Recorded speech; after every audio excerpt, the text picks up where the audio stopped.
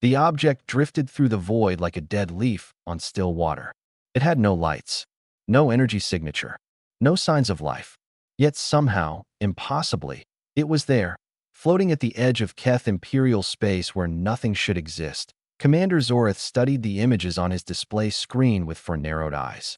In his 200 years of service, he had seen many strange things. Ancient wrecks from forgotten wars, asteroid miners lost to the dark, even the occasional smuggler playing dead to avoid inspection. But this was different. The ship was small, barely larger than a shuttle.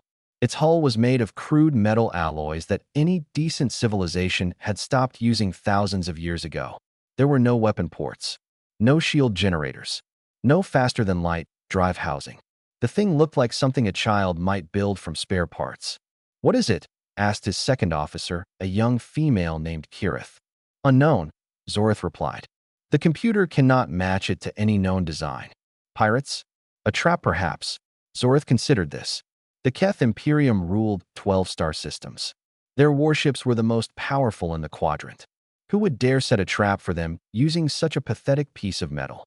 "Prepare a boarding team," he ordered. "I want that vessel secured and brought aboard."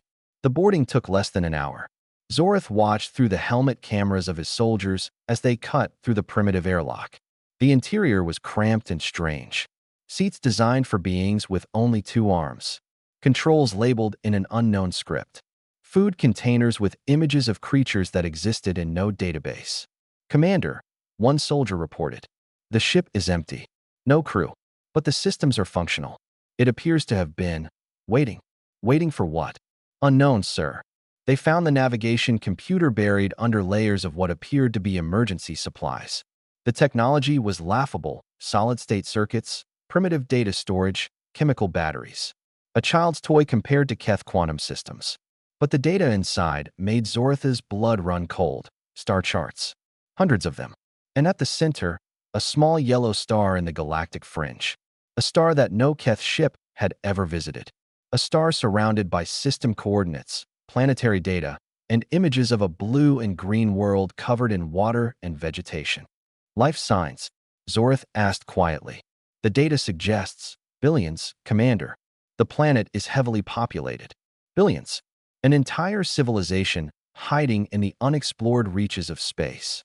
A civilization advanced enough to build ships, yet primitive enough to use chemical fuel and metal hulls." The contradiction made no sense. "Classify this discovery," Zorith ordered. "Maximum security. Notify Imperial Intelligence immediately." The response from the homeworld came within hours. A reconnaissance fleet would be assembled. 12 warships, the finest in the Imperial Navy, would travel to this unknown star and assess the threat.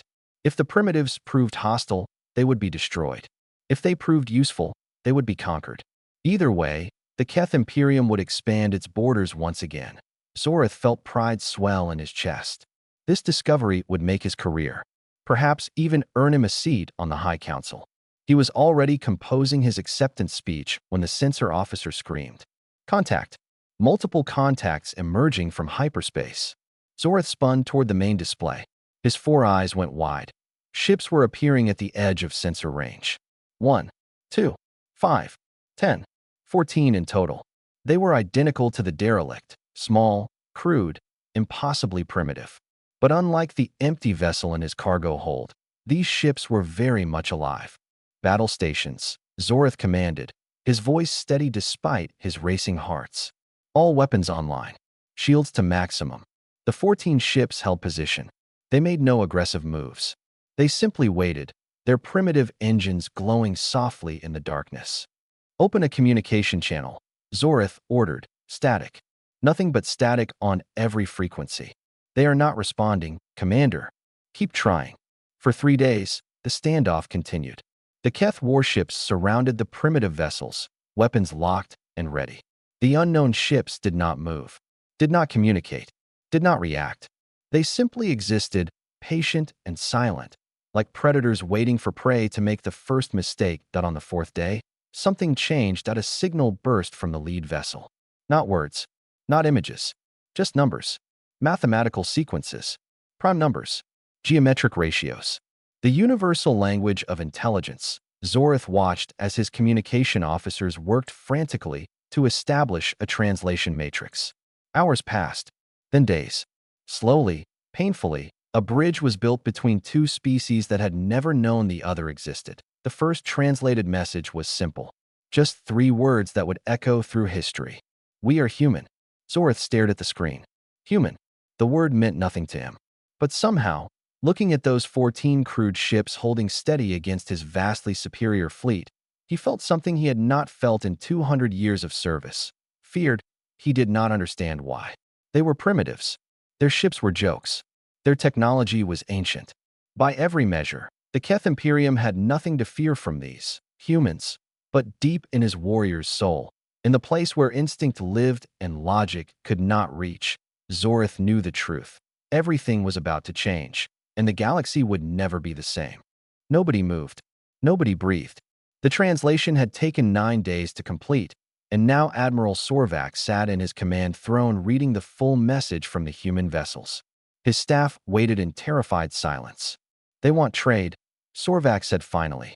Peaceful contact. Cultural exchange. He let out a sound that might have been a laugh. These primitives actually believe they can negotiate with the Keth Imperium as equals. His officers relaxed. Some even smiled. The tension that had gripped the fleet for nearly 2 weeks began to fade. Trade. The humans wanted trade. Not war. Not conquest. Just the simple exchange of goods like common merchants. Shall I respond, Admiral? Asked Communications Officer Veth. Yes.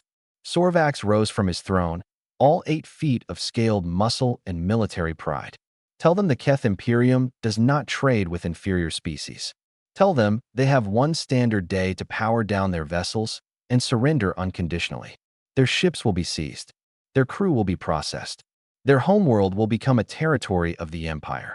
And if they refuse, Sorvax showed his teeth, then we will demonstrate what happens to those who defy us. The human response came in less than an hour. We decline. 2 words. No explanation. No counteroffer. No begging for mercy. Just a simple, calm refusal that somehow carried more weight than any threat. Sorvax felt his scales flush with anger. All ships, attack formation. Destroy them. 47 Keth warships moved as one. Their weapons were the pride of the Empire. Plasma cannons capable of melting asteroids. Missile batteries that could crack planets, shield generators that could withstand the heart of a star. Against 14 primitive vessels with no visible weapons, the battle should have lasted seconds. It lasted 11 minutes. The humans did not run. They did not hide. They did not beg. Instead, they flew directly into the heart of the Keth formation with a speed and precision that defied their crude technology. Their ships moved like living things, dodging plasma fire by margins so small they should have been impossible. And then they started fighting back. The weapons were primitive, simple kinetic projectiles, chemical explosives, directed energy beams that any Keth shield should have stopped easily. But the humans did not aim for the shields. They aimed for the gaps, the joints, the sensor arrays, the weapon ports at the exact moment they opened to fire. Every shot found its target. Sorvax watched in horror as the pride of the Imperial Navy began to die. Ships that had conquered dozens of worlds exploded one after another. Crews that had never known defeat screamed their last breaths into the void. In 11 minutes, 31 warships were reduced to burning wreckage. The humans lost 2 vessels. Retreat. Sorvax screamed. All ships retreat. The surviving Keth warships fled into hyperspace, leaving behind a graveyard of their own making. The 14, now 12, human vessels did not pursue. They simply held position, waiting, watching, their primitive hulls scarred but unbroken.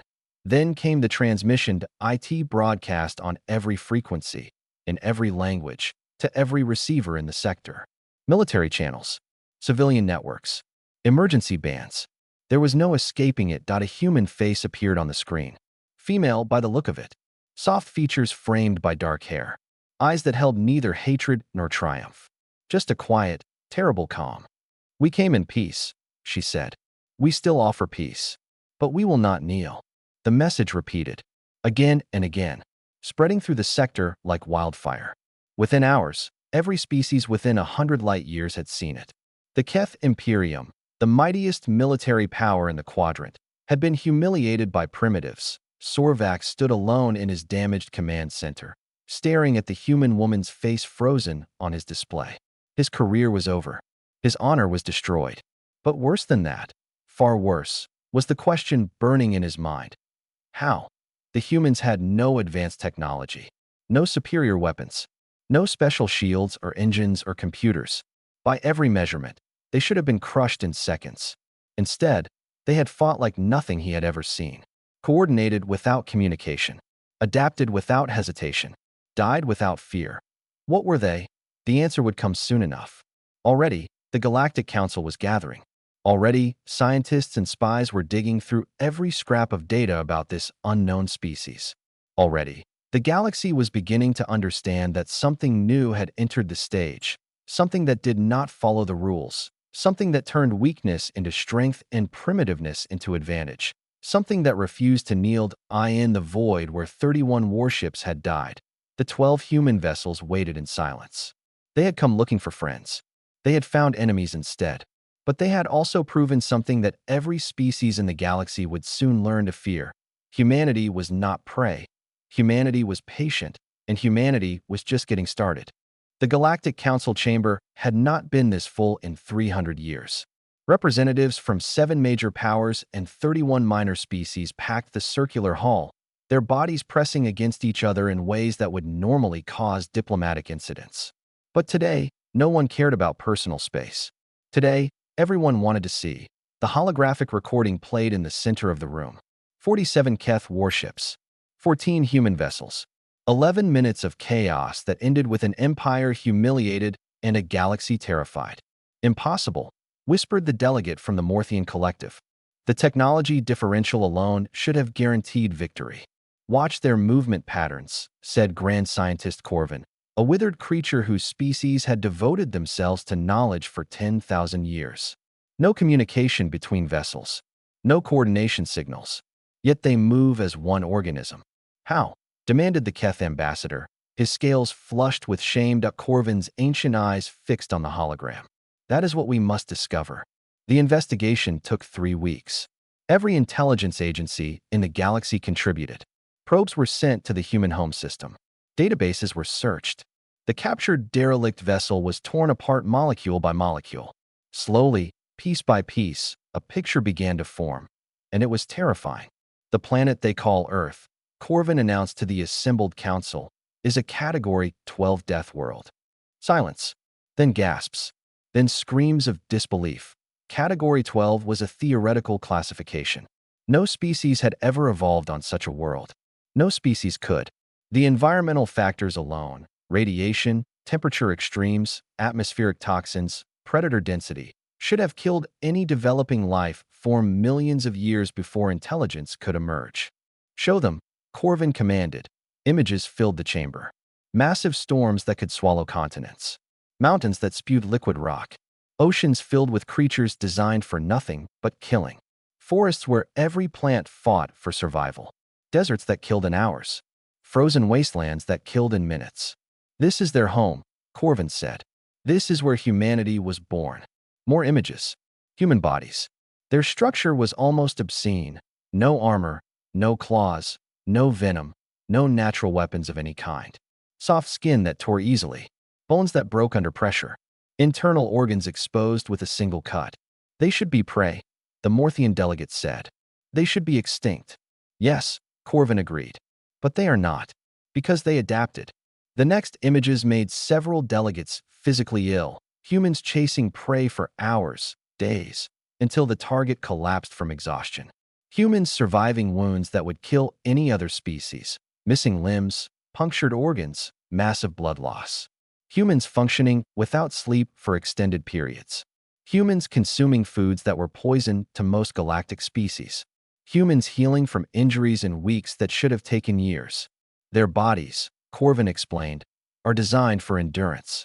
Not speed, not strength. Endurance. They evolved to outlast everything. Every predator, every disease, every environmental catastrophe. They do not win by being stronger. They win by refusing to die. And their coordination, the Keth ambassador demanded. How do they fight without communication? Corvin smiled grimly. They do communicate, Ambassador, but not with technology. They read each other. Body movements, eye contact, breath patterns, micro-expressions. Their species evolved as pack hunters. They developed the ability to predict their companions' actions through observation alone. What we saw in that battle was not coordination. It was instinct. The chamber erupted in chaos. Delegates shouted. Some fled toward the exits. Others demanded immediate military action. In the center of it all, the hologram continued playing. 12 human ships, scarred but unbroken, waiting in the void. There is more, Corvin announced, silencing the room. Our probes have detected activity in the human home system. Ship construction, fleet movements. They are not building 12 vessels. They are building thousands. The Keth ambassador rose, his voice shaking. Then we must strike now, before they become too strong. Strike with what? Corvin asked quietly. You sent 47 of your finest warships. 31 were destroyed. And that was against 14 vessels crewed by what we now understand were scientists and explorers, not soldiers. He let that sink in. Imagine what their warriors are like. The vote took 6 hours. In the end, the Keth Imperium stood alone in declaring war. 3 other powers quietly pledged support. The rest chose neutrality, their delegates fleeing the chamber with terror in their eyes. War was coming. Everyone knew it. The greatest military force in the quadrant against a species that had evolved on a world designed to kill everything. Technology against endurance. Numbers against adaptation. And somewhere in the galactic fringe, on a blue and green world covered in water and vegetation, billions of humans looked up at the stars. They had come in peace. Peace had been refused. Now they would show the galaxy what a deathworld species could do when pushed too far. 6 months into the war, Commander Zell stopped sleeping. Every time he closed his eyes, he saw them. Human faces, human ships, human ghosts haunting the darkness between stars. The invasion had started perfectly. 2,000 Keth warships jumped into human space, supported by auxiliaries from 3 allied empires. The primitive human fleet was outnumbered 50-1. Victory seemed certain. Then the supply ships started disappearing, not destroyed, not captured, just gone. One day a convoy would report normal status. The next day, silence. No distress signals. No wreckage. No survivors. Just empty space where 50 ships had been. They cannot be everywhere, Admiral Sorvax had insisted during the command briefing. They are primitives. Their vessels are slow. Their numbers are small. But somehow, they were everywhere. Outposts on the invasion route went dark one by one. Not attacked, dark. Soldiers would report for duty and find their communications cut, their food supplies poisoned, their weapons mysteriously disabled. Some garrisons surrendered without a fight. Others were found dead, killed by equipment malfunctions that experts could not explain. Sabotage, the intelligence officers said. They have agents among us. But how? The Keth had conquered dozens of species. They knew infiltration. They knew espionage. This was something different. This was personal. Zell remembered the day they captured a human soldier. She was small, female, found hiding in a cargo container on a supply ship that had somehow avoided destruction. Her uniform was torn. Her body was covered in wounds that should have killed her 3 times over. Interrogate her, Sorvax commanded. Find out how they coordinate, how they communicate, how they keep appearing from nowhere. The interrogation lasted 4 days. The human did not break. Every technique the specialist used, pain, drugs, psychological pressure, failed. She screamed. She bled. But she did not talk. Her body absorbed damage that would have reduced a Keth to a broken corpse. And she simply kept breathing. On the 5th day, she escaped. Security footage showed it clearly. The human, still bleeding from a dozen wounds, somehow disabled her restraints. She killed 3 guards with her bare hands. She stole a shuttle and flew it directly into the nearest hyperspace corridor, wounds and all. That is not possible, Zell had said. Her injuries alone. For us, no. The medical officer replied quietly. For them, their bodies healed differently. Faster. Stronger. The damage we did to her in 4 days would take us months to recover from. She will be combat ready within weeks. The fear spread through the fleet like a virus. Soldiers stopped trusting their equipment. Officers stopped trusting their crews. Everyone looked at shadows, wondering if a human was watching. The mighty Keth Armada, conqueror of 12 star systems, began to eat itself from within. Then came the message to IT arrived on the Imperial homeworld during the Victory Festival, broadcast on every screen in the capital. A set of coordinates, a timestamp, and 3 words. A test of mercy. The coordinates led to a human colony ship, unarmed, undefended, carrying 10,000 civilians, families, children, elderly, fleeing the war zone. The humans had revealed its location deliberately. The debate lasted 6 hours. It is a trap, some argued. They want us to spare it so they can use it as bait. It is a test, others countered. They want to see if we have honor. In the end, the Emperor himself made the decision. Destroy it. Show them we do not negotiate with prey. The colony ship died in seconds. 10,000 lives erased in a flash of plasma fire. The Keth fleet celebrated. They had struck a blow against the enemy. They had proven their strength. They had made a terrible mistake. Within hours, human broadcasts changed. The female who had spoken of peace disappeared from their transmissions. A new voice took her place. Male. Cold.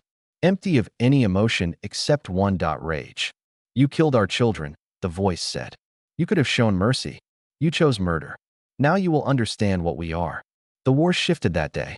Before, the humans had fought defensively. They had ambushed supply lines. They had sabotaged outposts.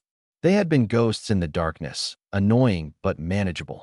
After, they became something else. Hunting parties appeared deep in Keth space, striking worlds that had never seen combat.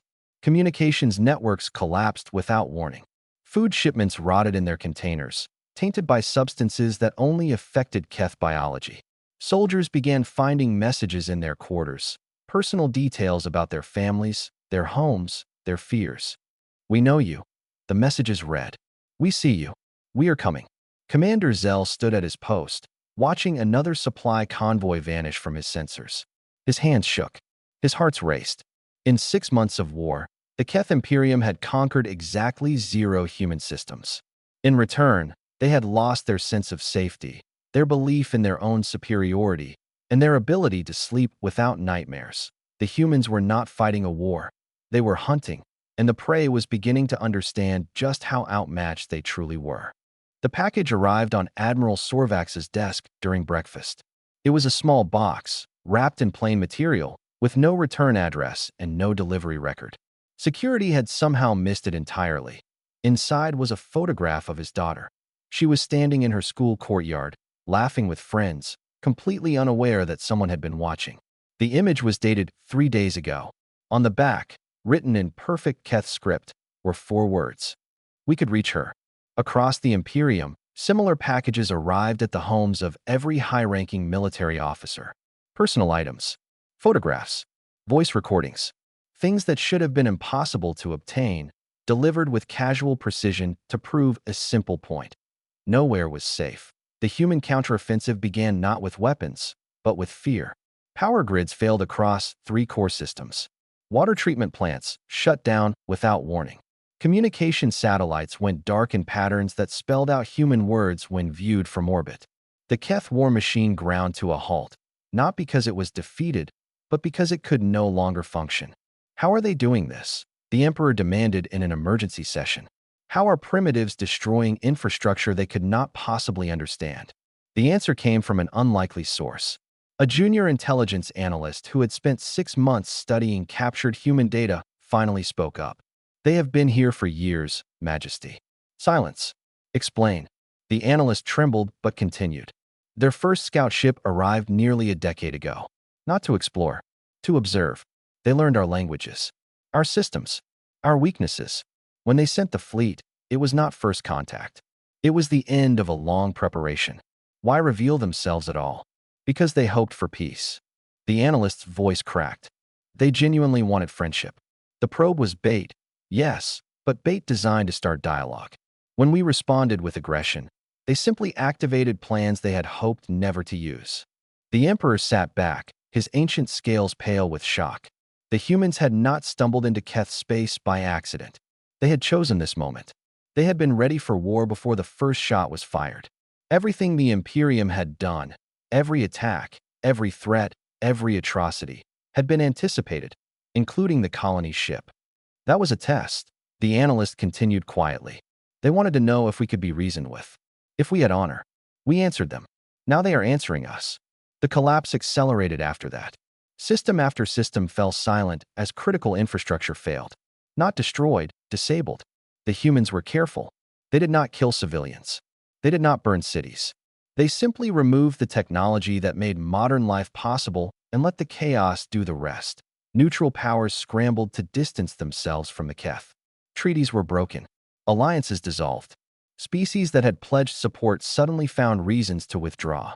The galactic community watched in horrified fascination as the mightiest empire in the quadrant was slowly, methodically dismantled by a species with inferior technology. Then the fleet arrived. 1,000 human vessels emerged from hyperspace above the Keth homeworld. They were still crude, still primitive, still laughable by galactic standards. But there were so many of them, and behind them came more, and more, and more. They did not fire. They simply took position around the planet and waited. For 3 days, nothing happened. The Keth defense fleet held formation, weapons charged, shields raised, waiting for an attack that never came. The humans just watched, patient, silent, letting the fear build with every passing hour. On the 4th day, a single transmission broke the silence. The screen showed a human woman, different from the one who had spoken of peace a year ago. This one had gray in her hair and lines on her face. Her eyes were tired but steady. "I am Captain Anna Reed of the United Earth Navy," she said. "You killed our children. You burned our colony ship and celebrated while 10,000 innocents died. By any measure, we have the right to end your species tonight." She paused, letting the words sink in. "We will not." Confusion rippled through the Keth command structure. Not. After everything? After a year of war and sabotage and carefully cultivated terror. "We did not come to the stars to become monsters," Reed continued. "We came looking for friends. You answered with war. We responded with war. But war must end, or it consumes everything." She leaned forward, her tired eyes somehow reaching through the screen to touch every Keth watching.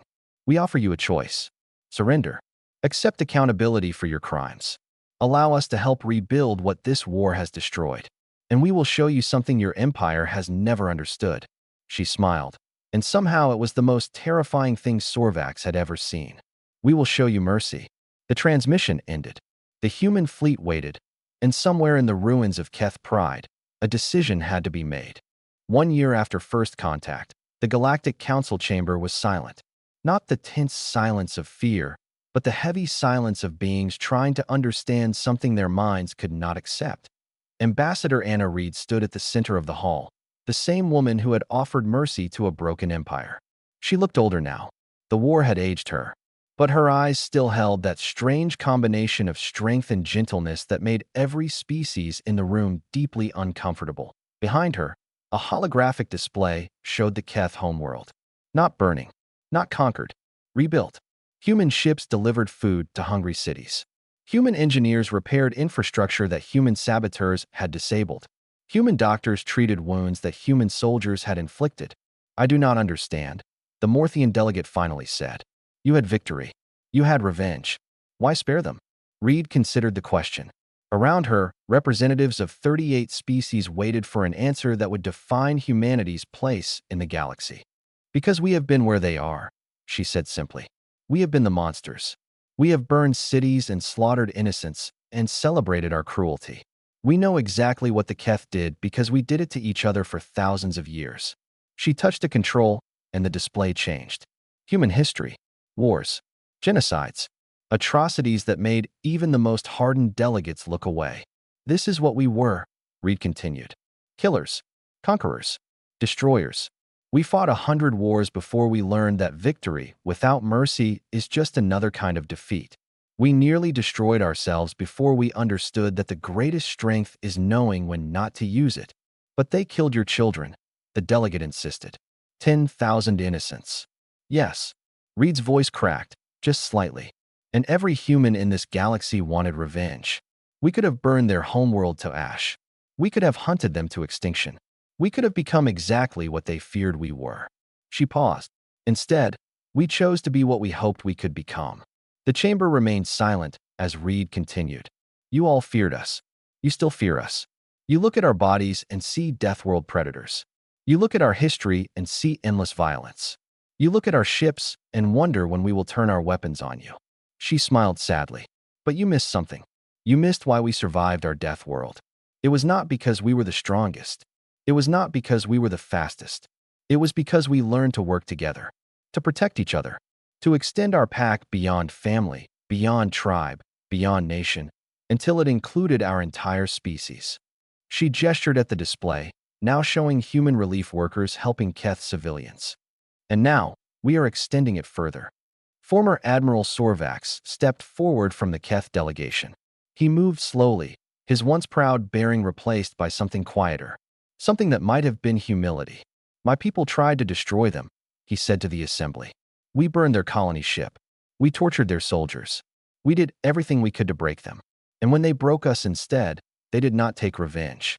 They brought food, medicine, engineers, teachers. He turned to face Reed directly. Why? We do not deserve mercy. No, Reed agreed. You do not. But mercy is not about deserving. It is about choosing who we want to be. She stepped closer to the old admiral. You asked me once why we showed mercy. I told you we had learned from our mistakes. But that is not the whole truth. Then what is? Hope. Reed's voice was soft now, but it carried through the entire chamber. We hoped that if we showed you kindness, you might learn to show kindness too. We hoped that if we broke the cycle of violence, something better might grow in its place. We hoped that one day, your children and our children might play together without fear. She gestured at the hologram, which now showed exactly that. Keth Young and Human Young, together in a rebuilt city square, laughing at something only children could understand. Hope is humanity's greatest weapon, Reed continued. Not our endurance, not our adaptability, not our ability to survive. Hope, the belief that tomorrow can be better than today. The refusal to accept that cruelty is inevitable. She turned to address the full assembly one last time. The Keth Imperium ruled through fear. They believed that strength meant domination, that power meant destruction, that empire meant forcing others to kneel. Her tired eyes swept across the gathered delegates. We offer a different path. Not conquest, not submission, partnership. We are not here to rule the galaxy. We are here to invite you into our pack, to extend humanity's greatest gift, hope, to every species willing to receive it. She paused, letting the words settle. The empires you have built are founded on fear. Fear of each other. Fear of the unknown. Fear of what you might become if you let your guard down. Ambassador Anna Reed, representative of a species that had clawed its way up from a world designed to kill it, smiled at the gathered powers of the galaxy. We came from a death world. We survived everything our planet could throw at us. And we learned something that every empire in this chamber has forgotten. What? The Morthian delegate asked quietly. That the greatest empires are not built on fear. They are built when fear finally ends. The chamber erupted. Not in anger, not in fear, in something that might have been the beginning of hope. And across the galaxy, a new era began.